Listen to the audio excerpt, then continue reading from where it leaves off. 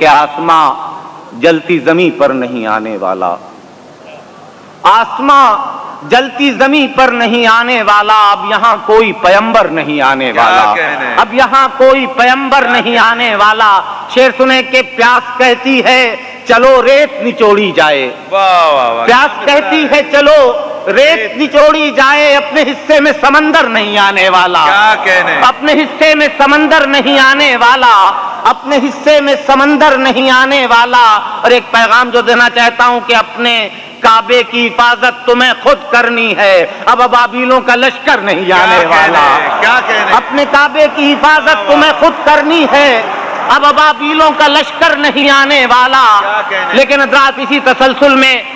آپ مجھے داد نہ دیں، بلکہ میرے جذبات سے آپ کے جذبات اگر ہم آہنگ ہو جائیں تو میں یہ وعدہ کروں کہ تو پکارے گا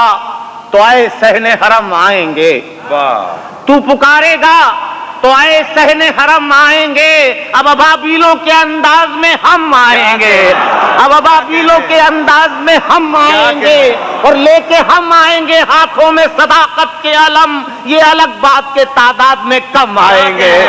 یہ الگ بات کے تعداد میں کم آئیں گے،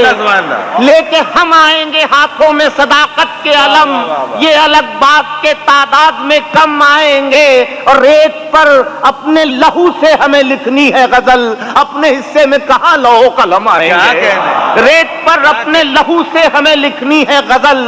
اپنے حصے میں کہاں لوح قلم آئیں گے، اور آ ہی جائے گا کوئی مرد ابراہیم صفت، جب بھی اللہ کے گھر میں یہ صنم آئیں گے، جب بھی کیا کہنے۔ ملاحظہ فرمائے کہ ہم غزل میں تیرا چرچا نہیں ہونے دیتے، تیری یادوں کو بھی رسوا نہیں ہونے دیتے، ہم غزل میں تیرا چرچا نہیں ہونے دیتے، تیری یادوں کو بھی رسوا نہیں ہونے دیتے، کچھ تو ہم خود بھی نہیں چاہتے شہرت اپنی، اور کچھ لوگ بھی ایسا نہیں ہونے دیتے، کچھ تو ہم خود بھی نہیں چاہتے شہرت اپنی، اور کچھ لوگ بھی ایسا نہیں ہونے دیتے، اور عظمتیں اپنے چراغوں کی بچانے کے لیے ہم کسی گھر میں اجالا نہیں ہونے دیتے، عظمتیں اپنے چراغوں کی بچانے کے لیے ہم کسی گھر میں اجالا نہیں ہونے دیتے، اور مجھ کو تھکنے نہیں دیتا یہ ضرورت کا پہاڑ، میرے بچے مجھے بوڑھا نہیں ہونے دیتے، مجھ کو تھکنے نہیں دیتا یہ ضرورت کا پہاڑ، میرے بچے مجھے بوڑھا نہیں ہونے دیتے۔ حضرات جب بات غزل کی آ گئی ہے تو دو تین شعر سن لیں تاکہ یہ ایسا نہ ہو کہ آپ کے منہ کا ذائقہ پرانے شعر سے بدل جائے۔ ملاحظہ فرمائے کہ بکھرتی ٹوٹتی سانسوں کا گھر کہاں جائے، سفر کے بعد میرا ہم سفر کہاں جائے، سفر کے بعد شعر سنے کہ